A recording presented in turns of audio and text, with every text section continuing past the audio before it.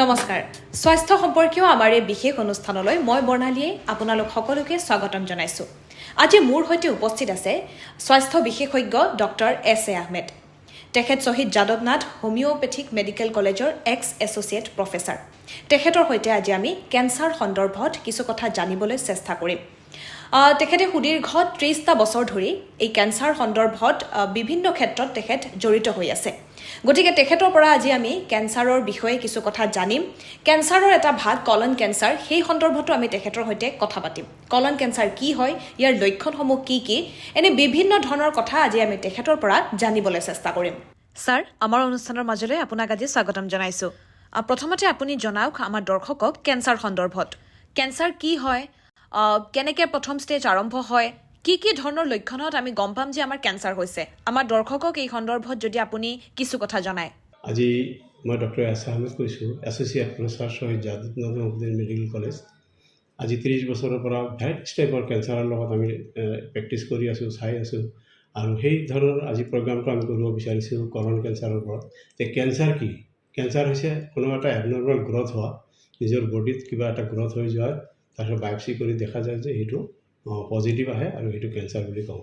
যে আজি আমি আচলতে ইছ'ফেগাছ কেঞ্চাৰ কৰিছিলোঁ, আগত কলন কেঞ্চাৰ কৰিছিলোঁ, ইছ'ফেগাছ কেঞ্চাৰ কৰিছিলোঁ, তাৰপিছত থ্ৰট কেঞ্চাৰ কৰিছিলোঁ।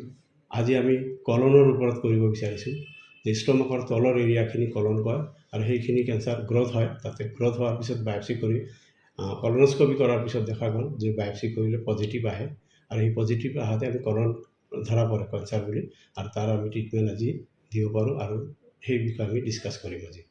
ছাৰ, এতিয়া মোৰ প্ৰশ্নটো হৈছে যে কলন কেঞ্চাৰৰ লক্ষণসমূহ কি? আমি কেনেদৰে গম পাম যে আমাৰ কলন কেঞ্চাৰ হৈছে? তুমি বৰ সুন্দৰ কুৱেশ্যন কৰিছিলা। আচলতে আমাৰ সাধাৰণ মানুহবিলাকক কলন বুলি ক'লে ষ্ট'মাক কেঞ্চাৰ বুলি ভাবে, কিন্তু ষ্ট'মাকৰ তলৰ এৰিয়াখিনি কলন কেঞ্চাৰ। আৰু ইয়াৰ চিমটম হয় কি, পেচেণ্টজন তলপেট বিষাব, পায়খানাৰ লগত তেজ যাব, আৰু পায়খানা ঘন ঘন হ'ব। যেনেকুৱা ৰেক্টামৰ এৰিয়াত যেনেকৈ ঘাঁ হয়, ঠিক তাৰ ওপৰৰ এৰিয়াখিনি কলন এৰিয়া কয়।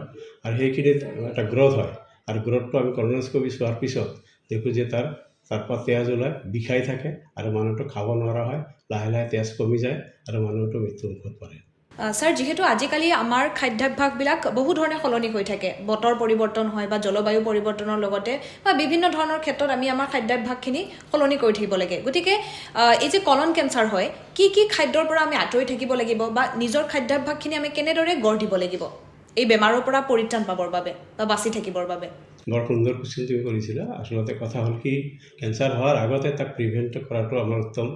আচলতে আমি যিবিলাক খাদ্যাভ্যাস খাওঁ, অসমত হওক, শ্বিলং কোৱা, মেঘালয় বা তেনেকুৱা ধৰক মণিপুৰ, হিল প্লেচবিলাক যিবিলাক আছে, নাগালেণ্ড, তেওঁলোকৰ প্ৰায় সপ্তাহত 7 দিনে সিহঁতে মাংস খায় কিছুমানে। মাংস খোৱাৰ লগে লগে পেটৰ ওপৰত এটা টৰ্চাৰ হয় আৰু গেষ্ট্ৰাইটিছ ট্ৰাবল হৈ লাহে লাহে কনষ্টিপেশ্যন আহে, পায়খানা টাইট হ'ব, তাৰপিছত টাইট হৈ লাহে লাহে ভিতৰত ঘাঁ হৈ যায় আৰু লাহে লাহে মানে কেঞ্চাৰলৈ গতি কৰে। আমি এই কলন কেঞ্চাৰৰ পৰা ছেভ হোৱাৰ কাৰণে আমি সদায় পেচেণ্টক কওঁ যে নিৰামিষ জ্বলা চলা কমাই দি সিজোৱা খাদ্য বেছি দিওঁ আৰু টাইমমতে খানা খাব দিওঁ। কেতিয়াবা দিনত কম কৰি খায়, ৰাতি বেছি কৰি খায়। আৰু এটা হৈছে কি, ৰাতি এলকহল খোৱা বা মাংস চাংস বেছি ৰাতি খোৱা বা অভাৰ ডাইটিং কৰা ৰাতি, বেছিভাগ এইবিলাক কেছতে কলন কেঞ্চাৰটো আহে। কলন কেঞ্চাৰ হোৱা মানুহবিলাকক আমিতো মেডিচিন দি চেষ্টা কৰোঁ, কিন্তু যিবিলাক কলনৰ পৰা ছেভ ল'ব বিচাৰে, কলন কেঞ্চাৰ যাতে নহয়, তাৰ কাৰণে সদায় টাইমমতে খোৱা লোৱা কৰিব দিওঁ, পানী বেছিকৈ খাব দিওঁ। এলকহল, টবাকো, বেটেল নাট, মদ, পানী এইবিলাক, আকৌ টবাকো, বেটেল, তামোল চাদা এইবিলাক বন্ধ কৰিব দিওঁ, যাতে টাইমমতে খোৱা লোৱা কৰি তামোল চাদা নিচাজাতীয় বস্তুটো এভইড কৰিব দিয়া হয়। আৰু এনেকৈ দেখা যায় যে টাইমমতে খোৱা লোৱা কৰিলে কলন কেঞ্চাৰ আৰোগ্যৰ পথলৈ আনিব পাৰি। ছাৰ, যিহেতু আপুনি হোমিঅ'পেথিক বিশেষজ্ঞ, গতিকে আমি হোমিঅ'পেথিক কি ট্ৰিটমেণ্ট ব্যৱহাৰ কৰিলে কলন কেঞ্চাৰৰ পৰা হাত সাৰিব পাৰিম? একচুৱেলি আমি আগতো প্ৰগ্ৰাম কৰিছিলোঁ যে stomach cancer, colon cancer, throat cancer, liver cancer, pancreas cancer, এইবিলাক পেচেণ্টক আমি ট্ৰিটমেণ্ট দিছোঁ, তাৰ বিষয়ে সাক্ষাৎকাৰ আমি দিছোঁ। আচলতে কলন কেঞ্চাৰ এইটো ছিষ্টেমটো বেলেগ টাইপৰ, তাক কেঞ্চাৰটো অলপ বেলেগ ধৰণৰ হয়, খুব লিম্ফ গ্লেণ্ডত গুচি যায় কলনৰ পৰা। লিম্ফ গ্লেণ্ডত যোৱাৰ লগে লগে পেচেণ্টটো লাংকলৈ গুচি যায় কেতিয়াবা, তে আমি কৰোঁ কি আমাৰ হোমিওপেথিক মেডিচিন দিওঁ যাতে কলনৰ যিখিনি এৰিয়া সেইখিনি এৰিয়া যাতে ঘাঁটো যাতে শুকাই যায় আৰু বেলেগ জেগাত যাতে স্প্ৰেড নহয় তাৰ কাৰণে হোমিওপেথিক মেডিচিন দি আমি আৰোগ্যৰ পথত লৈছোঁ আৰু আমি দেখুৱাইছোঁ পেচেণ্ট। ছাৰ, যিহেতু আমাৰ দৰ্শকসকলে বহুতে নাজানিব পাৰে যে কলন কেঞ্চাৰ কোনখিনিত হয়, বডিৰ কোনটো পাৰ্টক কলন বুলি কোৱা হয়, গতিকে আমাৰ দৰ্শকৰ কাৰণে আপুনি যদি ডিটেইলছত আমাক অকণমান বুজাই দিয়ে ভালদৰে যে কোনটো পাৰ্টত কলন আমাৰ মানে বডি পাৰ্টটোক কলন বুলি কোৱা হয় আৰু কোনটো পাৰ্টত কলন কেঞ্চাৰ হ'ব পাৰে। এইখিনি আমাৰ লিভাৰ, এই লিভাৰৰ তলৰখিনি ষ্ট্ৰমাকৰ এই তলৰখিনি পেনক্ৰিয়াছ আৰু এইখিনি এৰিয়া চব কলন এৰিয়াত পৰে। ইয়াতে কেঞ্চাৰ হ'লে ইয়াৰ ভিতৰত লিভাৰ কেঞ্চাৰ হয় আৰু এইখিনি ৰেক্টাম, এইখিনি যিবিলাক গ্ৰথ হয় ইয়াতে টিউমাৰ হ'ব পাৰে, এইখিনি টিউমাৰ হয় আৰু সেই টিউমাৰবিলাকে লাহে লাহে আমি বায়োপচি কলনোস্কপি কৰাৰ লগে লগে আমি গম পাওঁ যে ইয়াতে গ্ৰথ হৈছে আৰু এই গ্ৰথত আমি বায়োপচি কলনোস্কপি কৰাৰ পিছত বায়োপচি কৰি দেখা গ'ল যে কেঞ্চাৰ হৈ গৈছে আৰু সেইটো ট্ৰিটমেণ্ট আমি হোমিওপেথিকতে ট্ৰিটমেণ্ট দি আৰোগ্যৰ পথলৈকে আনিছোঁ, আমি দেখুৱাইছোঁ।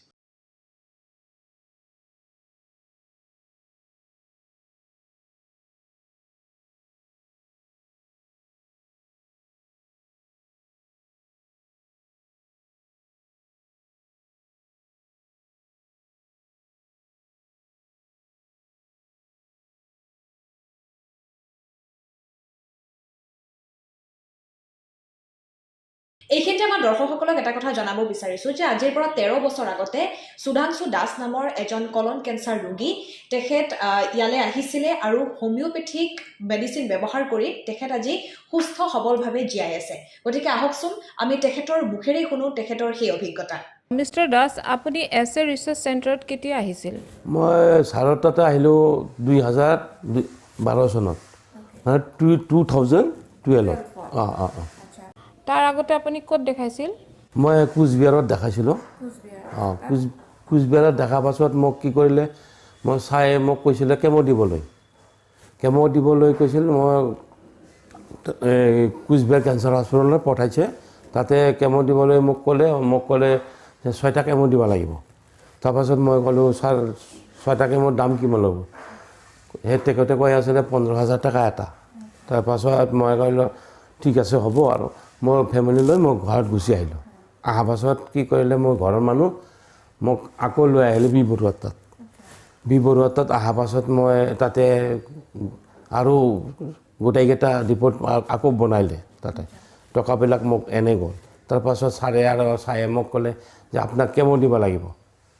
তো মই ক'লোঁ ছাৰ বি বৰুৱাৰ তাত, তাতেও ক'ল কেমো দিব লাগিব।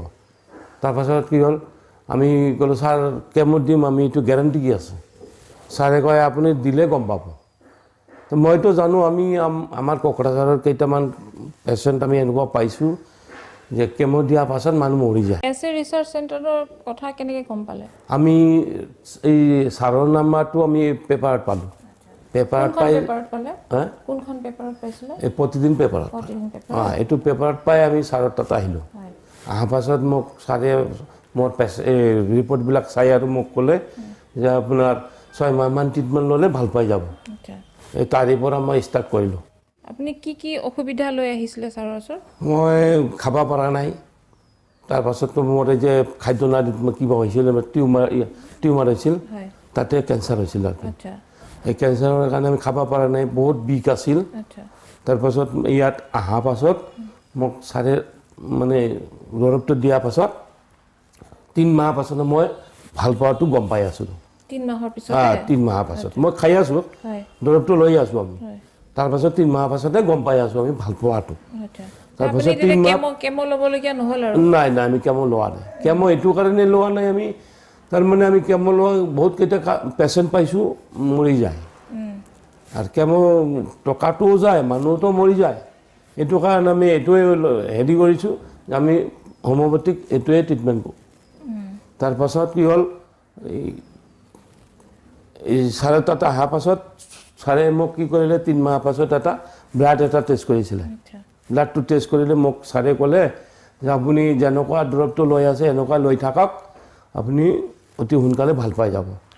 তাৰপাছত বেলেগ এটা আৰু টেষ্ট কৰিব বুলি কৈছিল মই আহমেদ ছাৰে। তাৰপাছত ব্লাডটো টেষ্ট কৰি চাই ক'লে ছাৰে ক'লে যে এইটো আপোনাৰ আৰু বেলেগ আৰু টেষ্ট কৰিব নালাগে, এইটো দি আপুনি হেৰি কৰক, আপুনি দৰৱটো টাইমত লৈ থাকক। তাৰে পৰা মই আকৌ ষ্টাৰ্ট কৰিলোঁ। যেতিয়া 6 মাহ হৈ গ'ল, আচ্ছা 6 মাহ পাছত মই ছাৰে কি কৰিলে মোক আৰু ব্লাড এটা টেষ্ট কৰিলে।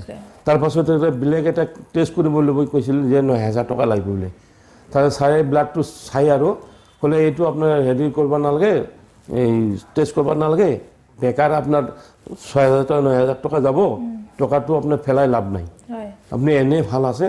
মই নিজেও গম পাওঁ ন, মই নিজে গম পাওঁ বেমাৰটো ভাল পালে কেনেকুৱা মোৰ চলা আৰু কিবাটো মই নিজে গম পাই আছোঁ ন। হয় এতিয়া আপুনি মানে কেনেকুৱা অনুভৱ কৰি এতিয়া আছে? মই একদম ভাল সম্পূৰ্ণভাৱে সুস্থ, আচ্ছা, মই এতিয়া কাম কৰি আছোঁ। কাম কৰে অঁ মানে একো প্ৰব্লেম নাই আৰু কোনো প্ৰব্লেম নাই মোৰ। মই অকল খালি 6 মাহ পাছত খালি ছাৰৰ তাতে আহি থাকোঁ চেকআপৰ চেকআপৰ কাৰণে। অঁ আচ্ছা, তো ইয়াৰ পৰা আপুনি কি উপকাৰ যে পাইছে বা আপোনাৰ হোমিওপেথিকৰ প্ৰতি যিটো বিশ্বাস আহিছে? অঁ মইতো এইটো মোৰ বিষয় আছে।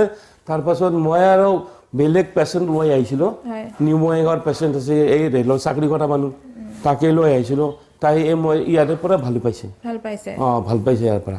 বিলাচীৰ পৰা পেচেণ্ট আছিল, ময়ে পঠাইছোঁ ইয়াতে। হয় ইয়াৰ পৰা এই তেখেতে দৰৱটো লৈ গ'ল, লৈ যোৱাৰ পাছত মোক 2 মাহ পাছত ফোন কৰিলেহি, দাদা আপুনি মোক পঠাইছিলে তাতে, মই দৰৱটো লৈ এতিয়া মই নিজে গম পাই আছোঁ আৰু কি সুস্থ আপোনাৰো হৈ। নিশ্চয় ভাল লাগিছে অঁ যে মই তেওঁলোকক সহায় কৰিলে, নহয় জানো? মইতো ভাল লাগিবই, আৰু এতিয়া আপোনাৰ হোমিওপেথিকৰ প্ৰতি পুৰা বিশ্বাস পুৰা হৈছে? বিকাশ আছে মোৰ।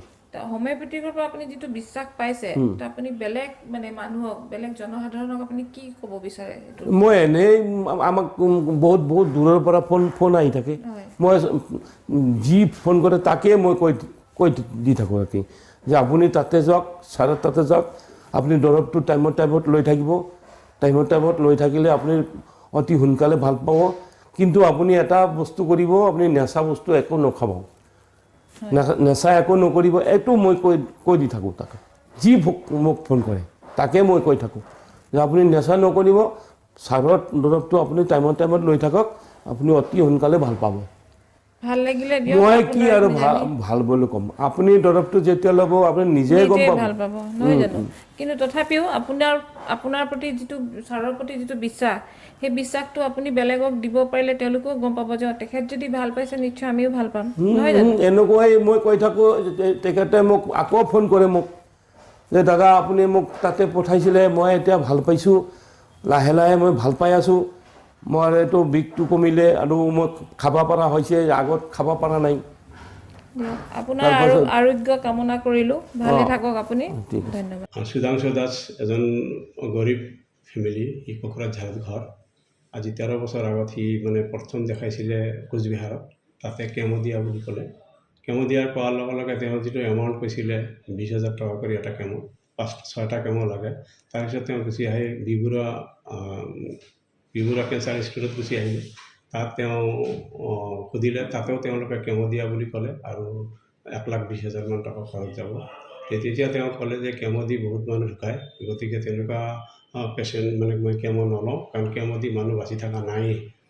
গতিকে এনেকুৱা কেছবিলাকত হোমিওপেথিকে মেজিকৰ নিচিনা কাম কৰে, যিটো আজি আমি চকুত দেখুৱালোঁ।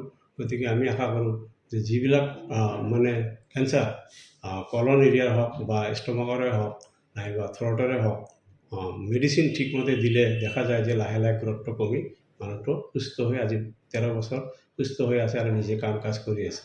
গতিকে ইয়াৰ দ্বাৰা বুজা যায় যে হোমিওপেথিকে কেঞ্চাৰৰ নিচিনা বেমাৰকো যুদ্ধত সি ছাকচেছ কৰি মেজিকৰ নিচিনা ভাল হয়, সি সুস্থ হৈ কাম কৰি আছে। ছাৰ, যিহেতু আপুনি বহুত এটা ইনস্পায়াৰিং ষ্টৰী আমাক ক'লে, আৰু সঁচাকৈ মানিব লাগিব যে হোমিওপেথিকে মানুহক মানে আৰোগ্য কৰাৰ ক্ষেত্ৰত বহুতখিনি সহায় কৰিছে। কিন্তু মই এটা কথা জানিব বিচাৰিছোঁ, যিহেতু কেঞ্চাৰৰ নামত আমি বহুত লাখ টকা খৰচ কৰিবলগীয়া হয়, কেমোথেৰাপিৰ নামত, চাৰ্জাৰীৰ নামত, মেডিচিনৰ নামত, কিবা এনেকুৱা উপায় আছে নেকি যে আমি পইচা খৰচ নকৰাকৈ বা কোনো ধৰণৰ মেডিচিন নোহোৱাকৈ কলন কেঞ্চাৰৰ পৰা আমি হাত সাৰি থাকিব পাৰোঁ বা বাচি থাকিব পাৰোঁ? বৰ সুন্দৰ কুৱেশ্যন এইটো।